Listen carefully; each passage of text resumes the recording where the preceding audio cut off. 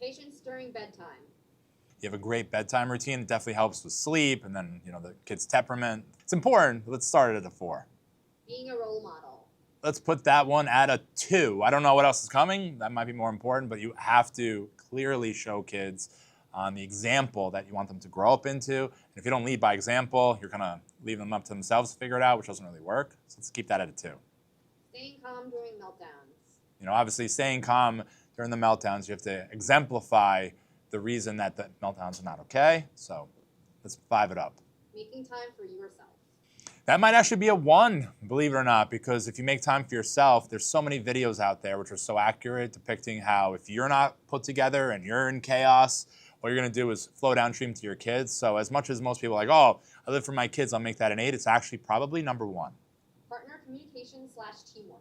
Parents, if you're still married, you don't want to be a good cop, bad cop. If you're not, and you're divorced or you're separated, you still have to be on the same page. I go to mom's house and it's a certain way, and then I go to dad's house and it's another way. So being a cohesive parenting unit is super important for the kids' development. So we're gonna go with 3. Being physically present.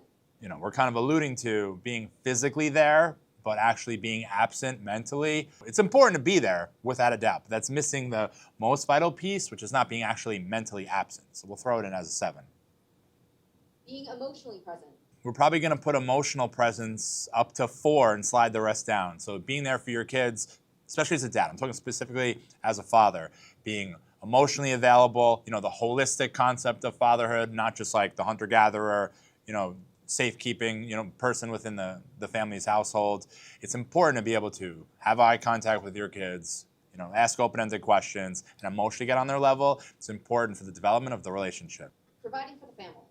Providing for the family. The old-fashioned, I'm a guy, I'm gonna go out there, I'm gonna provide, and that's what I'm gonna do, and I'm gonna keep the house safe. So I'm gonna put in the last slot. Naturally, there's only one slot left at the end, but providing for the family is super important, but it can't be the specific focus. The focus has to be being an amazing dad, being present, and not being actually absent, being emotionally available for your kids, right? Not leading with anger or disappointments or, aggression, and leading with love. And all those cool things. Those are the most important features of being a holistic, amazing dad going in 2026. Providing is important, but it's not everything.